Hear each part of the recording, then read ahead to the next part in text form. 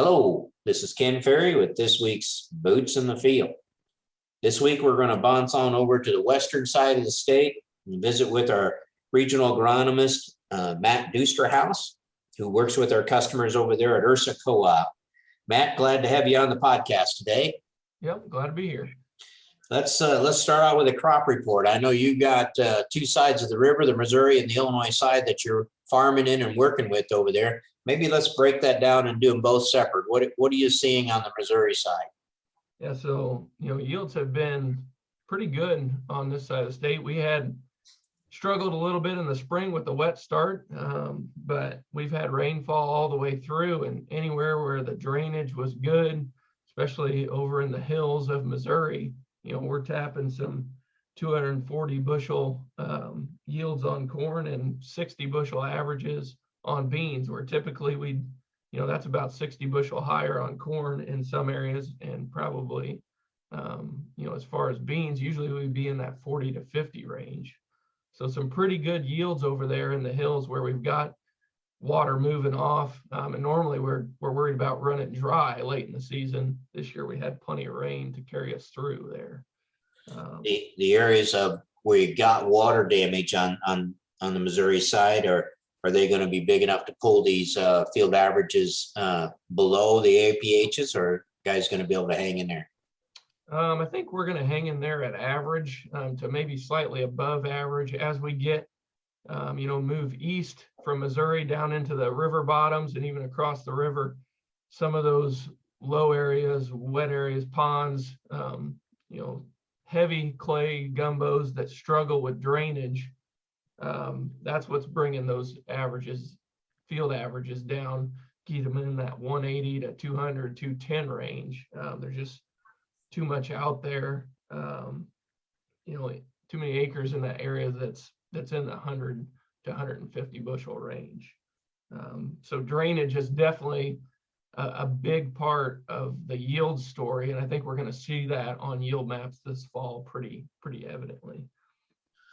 As you come across the river into the western side there of Illinois, are the yields holding up there as well? So it's been really variable. I've heard field averages anywhere from 170 up to 270, and a lot of it depends on three main things, and that's planting date and how good your ear count was, because we had struggled to get a good window to plant this spring with all the rains and moisture we had. Nitrogen management has been a big key, and did you have enough to get you all the way through? Where did you split up your applications between fall, dry, any side dressing, and then disease or fungicide?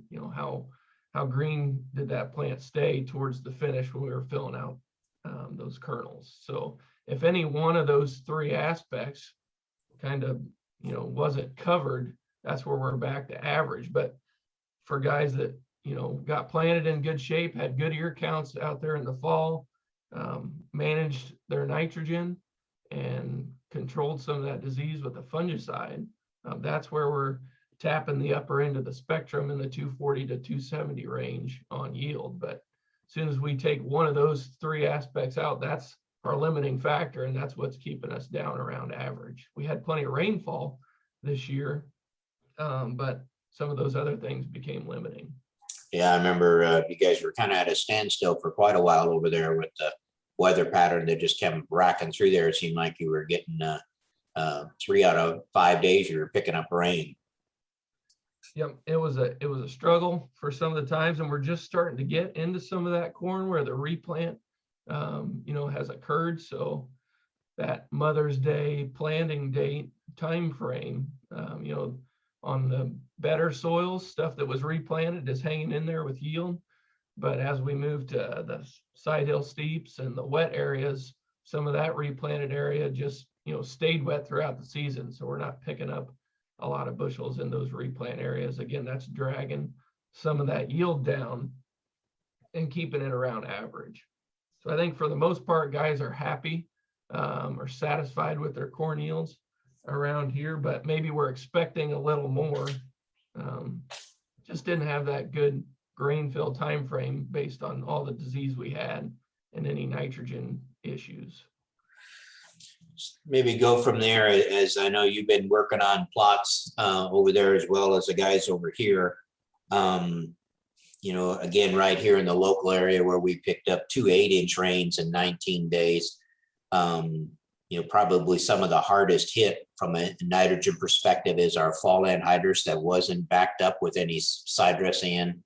The next would be the spring applied or winter applied in that kind of got left out there. That was just too much rain for us. Are you seeing that similar in your end plots? I know you got a couple of pretty good anhydrous spring application plots that you'd put out there. Have you taken them out yet? Yeah, so that was some of our earliest planted corn. That was April 5th planting date. And on some heavy gumbo soil in the Mississippi River bottoms, we ranged from yields in that plot from 175 up to 205. But there was a big difference in how that nitrogen was applied. And basically anywhere where we moved some of that into a wide drop or a side dress pass, we were picking up about 10 bushel to the acre. So keeping enough nitrogen out there late for grain fill was big this year. You know, being green at the end was more important than maybe keeping it green on the front end. And this was on a corn on bean scenario. So, you know, I think that's important to keep in mind going forward. And as we're looking at nitrogen prices for this fall and a little bit uncertain about what it's going to be in the spring next year, there is risk with fall anhydrous anytime. And if we're going to make a total shift in our program, there's a lot more things to think about than just the 10, 15, 20 cent in difference, you know, in those applications. Yeah, I know you had fall only anhydrous, and then you had followed up some of your fall anhydrous with planter and weed and feed applications and Y drop. When you looked at your planter, weed and feed, and Y drop versus your fall anhydrous, what was your widest spread in that plot? What kind of bushels are you talking there? Yeah, so the 100% fall anhydrous was one of the lowest treatments. You know, looking at 175 to 180 bushel corn in those treatments. Adding in the Y drop, that all of a sudden bumped us up to 195 to 200 bushel corn. So a pretty good spread there just by splitting up that application and moving some of it from the front end, either in the fall or the spring, to the side dress pass in June. And what we saw in those plots, and as we followed them up till harvest, you know, looking at August and September, the Y drop passes stayed green longer, just like our fungicide treatments stayed green longer. So that late season plant health, whether it was fungicide or nitrogen or both, that was what helped grain fill. And while we had fewer kernels on some of those ears where we withheld nitrogen until the back end, they had enough grain fill to make up for that difference. So overall, the best treatment in our plot was splitting it up between fall anhydrous, planter, and Y drop. So the three-way split. Three-way split. And that's kind of what we're seeing here in our end trials. Look like fungicide trials to some extent, and it's where's the ROI now. One of our plots didn't look as good early, and it finished really strong. And it did pretty good. It only got beat by the plot where we applied, broke that nitrogen up 3 different ways. So it just didn't start out slow and it finished strong. Doing all this, of course, with the same pounds of N like you're doing, trying to look at how do we divide that N up. But definitely it looks like under this kind of stress that practice is going to pay. So yeah, it does make me a little nervous as growers are thinking about making a major shift due to anhydrous pricing and can't get 28 pricing to do all fall anhydrous. The challenges that come with that, if you're not used to it, if you're not used to how that manages, especially in the corn on corn and stuff. This year is a good example. You could leave 10, 20, in some cases 30 bushel on the table, and that kind of eats up anything that you would have maybe saved in that application cost or application of the anhydrous. What are you seeing from a fungicide perspective over there? Seeing much effect on the corn and soybeans? Yeah, so talking with Michael Hicks here at Ursa Co-op, he's hearing from guys a lot of 20 plus bushel responses on corn to fungicide. I know we've had a few soybean fungicide plots come out in the area, anywhere from 5 to 15 bushel advantage to fungicide insecticide mixed on soybeans. So definitely the plant health, the product, the rate, the timing is all going to be a big factor. And that's one thing, talking with Michael, whether it was disease management or nitrogen management, that's kind of standing out for a lot of guys, across this area. So it's something that we've got to keep in mind.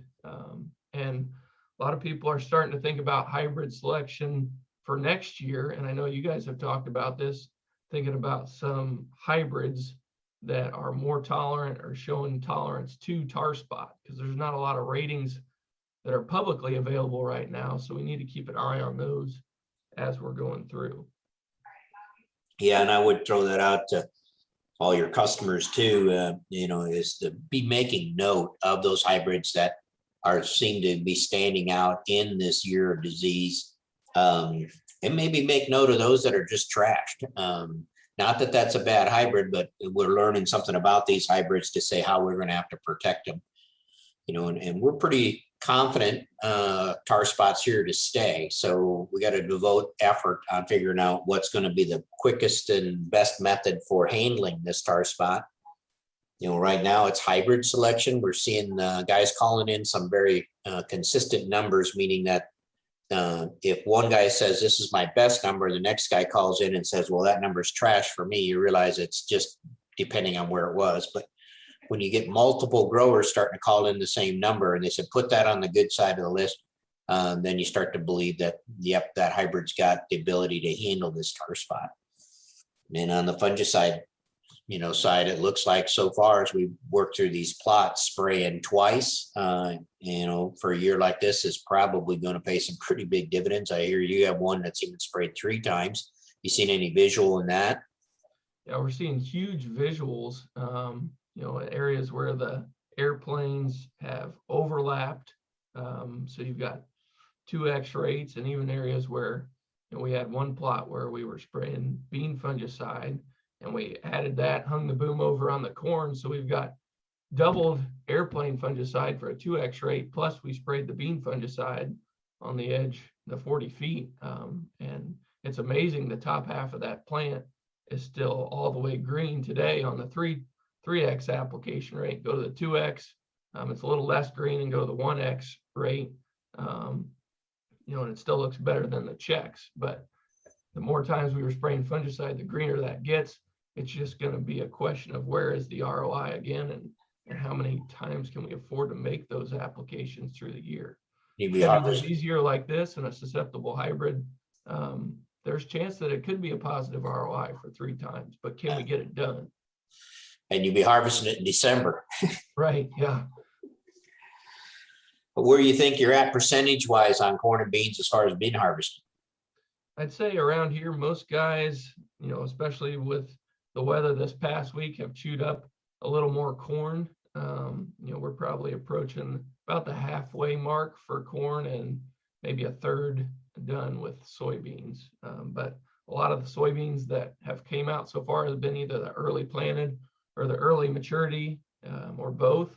And everybody pretty much has been happy with the soybean yields. I mean, we're talking 70 to 80 plus bushel averages on a lot of farms, which in some cases, in most cases, are the best beans on those farms have ever raised. So it'll be well above your APHs. Yep, not many disappointments on the bean front this year. Our bean harvest over here is bringing good yields, but bringing frustration as far as cutting green stems and 8 to 9% beans. You holding your moisture over there in the beans, or are you seeing dry beans as well? We had a stretch there where we had pretty dry beans. I think the moisture has kind of come back now, but definitely seeing the green stem issue in some of these varieties, and the fungicides definitely adding to that, but adding bushels as well. So we'll take that trade-off. Yeah. Great. How's the soil testing going over there? Been able to keep up with the guys? Yep, getting in there, trying to get in there after the combines, before the chisels.